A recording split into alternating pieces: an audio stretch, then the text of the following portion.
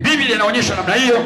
Waliokuwa wachawi waliacha uchawi walipoona matendo makuu ya Mungu yaliyotendeka. Waliokuwa waganga waliacha uganga, wakaleta na vitabu vya uganga, vikachoma moto, vikachoma moto. Kama nampenda Bwana nisikie tena amen. Kuna mambo mengi ambayo watu hawafahamu. Tunaposema vitabu vya uganga, watu wengi hawaelewi. Vitabu vya uganga vipo. Unapoona mtu, kuna uganga wa aina tatu. Aina ya kwanza ya uganga ni uganga wa kurithi. Yaani mtu anazaliwa anakuta nyumbani kwao kuna uganga. Uganga huo baba anajua dawa za kuponya majipu, anajua dawa kakishindwa kujifungua apewe nini azae. Hawa waganga wa asili wa kurithi. Amekuta ile taaluma ipo nyumbani, akaipokea baada ya wazazi wake kufariki. Hawa tunawaita waganga wa kawaida. Hawa wanaitwa waganga wa kawaida. Waganga hao mara nyingi wanaposaidia watu, na wao wanalogwa na wachawi, wanawaua.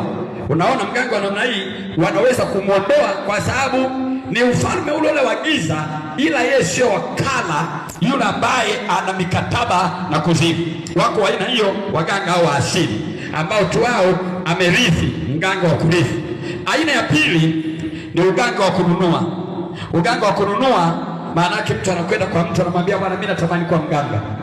Kwa hiyo anaelekezwa, anafuata taratibu za nchi. Kuna vibali vya kuwa mganga, unalipia kuwa nacho, anakuwa na baba yake wa dawa. Kwa hiyo anamwendea mganga, anachagua kuna mganga fulani Shinyanga au Bukoba au wapi, anakuwa baba yake wa dawa. Kwa hiyo yeye anatafuta wateja huku, jamani fulani mganga, naika bango pale mganga anamwambia babake na wateja 10. Sasa sina dawa ya huyu anauma hiki, nakupa jina na huyu mpigie ramli. Yule anapiga ramli, anampigia usimu. Huyu anamwambia njoo kesho, anamwambia ramli yako ni 1 2 3. Anamwambia bwana ni hivi, anamtumia dawa. Wako wa namna hiyo anaitwa mganga wa kununua. Huyu amenunua uganga, anakuwa anatibu biashara, anatibu kwa namna hiyo. Lakini aina ya tatu ya mganga ni mganga ambaye amesoma. Hawa ndio wanaitwa witch doctors. Hawa sasa ni wale ambao wana mikataba na kuzimu. Kwa Kiswahili wanaitwa waganga wa kichawi. Hawa ndio wale ambao wanaweza kufanya vyote. Anaweza kuloga, anaweza kukuloga, anaweza kukuchukua msukule, anaweza kukupatia mikataba ya damu ya kafara. Anakuwa na miunganiko na mashirika ya kishetani. Anakuwa ni agent moja kwa moja. Anaweza kuwa anapingana kabisa na kila kusudi la Mungu kwa namna yoyote. Kama unanielewa sema amen. Kwa hiyo hawa wanakuwa na elimu kabisa, wanasoma. Anasoma ngazi ya kwanza, anamaliza ngazi ya pili, anafundishwa nyota ni nini, mtu ni nani, anafundishwa. Uganga huu ndio unaomfunua mtu sana, kiasi cha kwamba kinachompa mtu maisha ni nini? Elimu. Hebu sema elimu. Mungu anapotuleta kanisani anasema ni Mungu anayetufundisha ili tupate faida. Maana yake Mungu anatupa elimu, kama alivyosema usimwache elimu aende zake, kwa maana huo ni uzima wako. Sasa wakati unahangaika na maisha, hebu wewe waza jinsi hali ilivyo tofauti duniani. Wewe unahangaika nile nini, nivae nini, kwa miaka na upate kitu. Kwa miaka ukiweka biashara filisika, ukifanya hiki kinaharibika, ukifanya hiki kinaharibika. Ila kuna mwenzako yeye darasani. Kuna mwenzako yeye yuko darasani. Nini ambacho anafikiria kule darasani? Kule darasani kuna jambo anajifunza kwa ajili ya kuja kuharibu maisha yako. Hebu yani wewe waza, kuna mtu anaanza hatua ya kwanza. Kuna somo la kwanza wanaanza kujifunza mtu ni nani. Wanajifunza mtu ni kiumbe kilichoumbwa na Mungu. Asili yake ni nini? Ni udongo. Udongo asili yake ni nini? Unaweza kupandiwa vitu. Ukipanda mbegu kwenye udongo itaota. Wanaanza kujifunza namna ya kuingiza matatizo ndani ya mtu, uchawi ndani ya mtu, mapepo ndani ya mtu. Wanajifunza kuna mbegu ikipandwa leo inaota ndani ya siku 2 3. Wanawaza huu ndio uchawi wa haraka, ndani ya siku 2 3 kitu kinalipuka. Lakini kuna uchawi mwingine ambao wenyewe polepole, ndio mbegu zinachelewa, zinaweza kukata wiki 3. Wanafanya mazoezi kabisa, wanaangalia huo mwili unaweza kupandiwa vitu, na baada ya muda fulani matatizo yakaanza kumpata mtu. Ndio maana mtu anaweza akalogwa leo, ukaamka umechanjwa chale leo, matokeo ya hizo chale ukaanza kuziona baada ya miaka 3.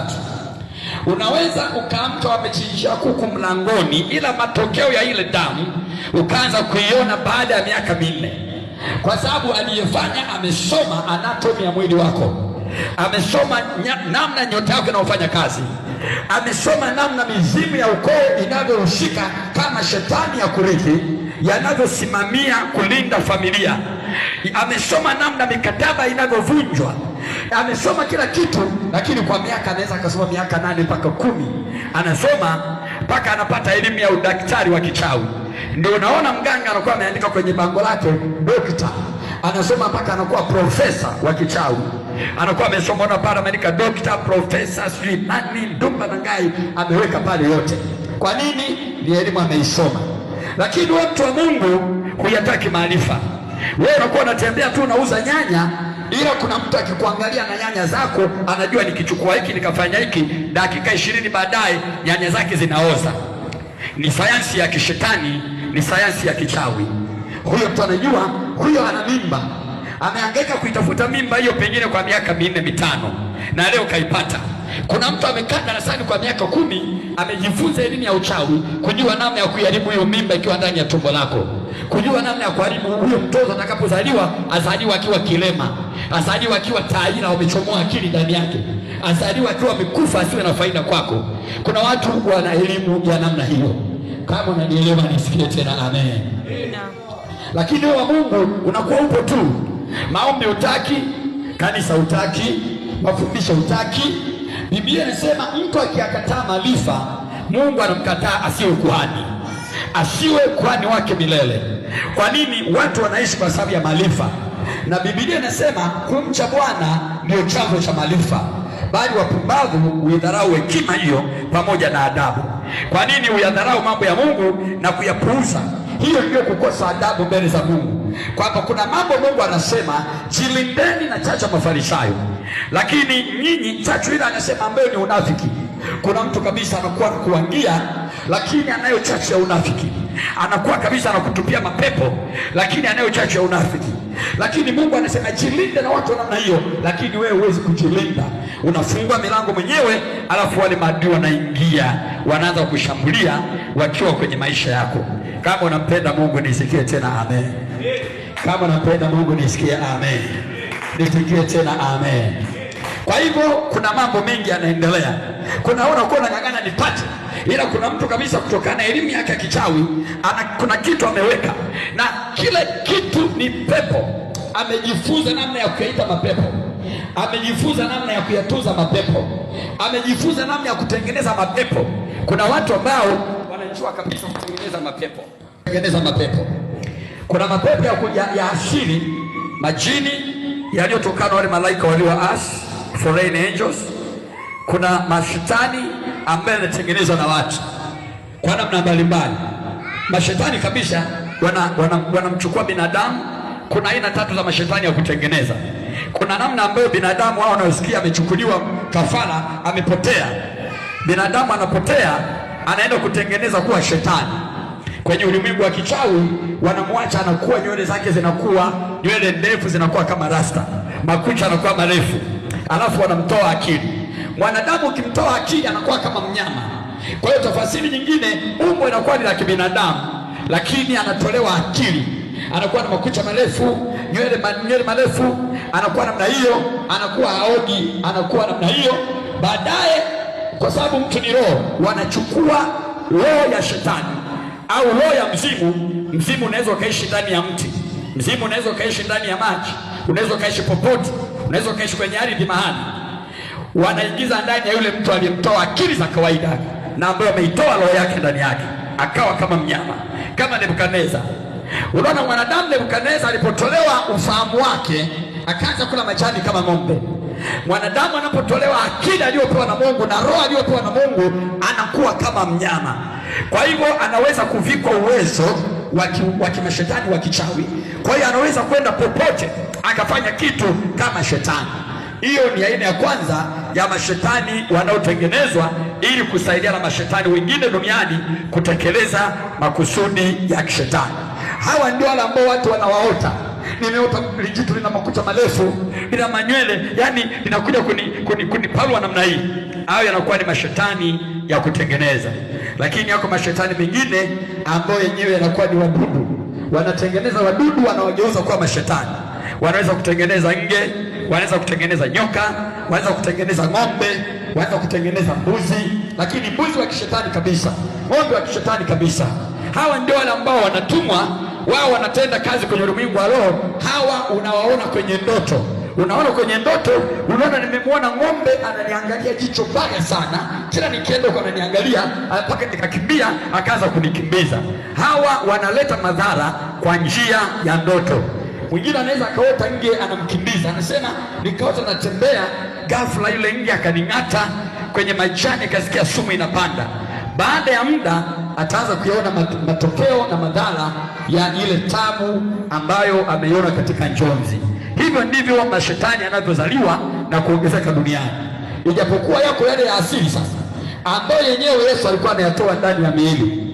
Yesu alikuwa anayatoa ndani ya miili. Haya yalikuwa ni mashetani ambayo yalikuwepo tangu asili, yani mashetani yaliyoasi. Mengine yakaingiana wanadamu, wakazaliwa mashetani wengine, wakawa na asili zile za kishetani, wakawa na uwezo wa kupotea, wana uwezo wa kupaa, wana uwezo wa kuishi makaburini, wana uwezo wa kula nyama za watu, wana uwezo wa kuishi kwenye vyoo, wana uwezo wa kuishi kwenye majalala. Hawa ndio makundi mbalimbali wa mashetani. Na wengine mashetani wanakuwa wanaweza kuishi katika nyumba za ibada kulingana na asili mbalimbali za mashetani. Kama unanielewa, hebu nisikie amen. Sasa basi, kwa sababu ya mambo mengi kama hayo, watu wengi wa Mungu hawana maarifa zaidi ya kujua tu shetani ni mmoja na mapepo yake. Watu wengi wanafanya vita wakijua shetani yuko kuzimu na mapepo yake. Kwa hiyo sisi hapa tunatakiwa kumshambulia tutoa kanisani kwa jina la Yesu. Kule kuzimu teketea, kule kuzimu teketea, kuzimu teketea. Shetani uliye kuzimu teketea, na mapepo yako umeyatuma kuja kunishambulia. Shetani alishavuka level hiyo. Shetani amevuka level hiyo kwa sababu ametengeneza mashetani wako duniani. Wako duniani, unaishi nao, unatembea nao, unakula nao, unafanya mambo mengi nao. Wamevaa miili kabisa, wako duniani, wanafanya shughuli mbalimbali. Hawa ndio ambao nimefundisha baadhi jana. Kuna mashetani ambao kazi yao wamepewa kuzuia kwenye maisha yako, wanazuia mambo yasitokee, wanazuia. Ndio maana kuna wengine wanaweza kuzaliwa kwenye ukoo, mashetani kabisa. Kila mtaka kufanya jambo jema, wanaitisha kikao cha ukoo, anasema mimi sikubaliani. Lakini mtu huyo anakuwa na sifa kwenye ukoo. Kila jambo mnalopanga kama ukoo, yeye anakataa, na akikataa ukoo mzima unamfuata, kwa sababu kuna nguvu ya kiroho. Yeye si wa kawaida, japo amezaliwa kwenye ukoo wenu, si wa kawaida. Anakuwa na mambo analosema yeye ndilo ukoo unafuata, analosema yeye ndilo familia inafuata. Sasa watu wengi hawajui siri hiyo. Wewe unakuwa unamuona tu huyu ndiye tumemchagua kwa kiongozi wa ukoo, kwa kiongozi wa familia, kwa kiongozi wa namna fulani. Ila kuna unashangaa tu anaongoza familia kwenye matambiko. Tuna matambiko ya familia, kila mtu lazima aje. Unashangaa ametanguliza tu jambo, asiyekuja tunamtenga, asiyekuja tumtambui, asiyekuja atuli kwake, asiyekuja tufanye hivi, asiyekuja. Unakuta mtu huyo amesimamia hayo.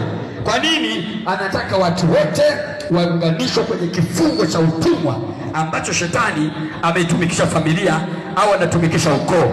Na ndio kwa namna hii watu wengi shetani akiwataka kwenye familia wanakuwa wanakufa tu kama kuku, wanakufa tu kama bata. Mtu anaugua asubuhi, jioni ameondoka. Kwa nini?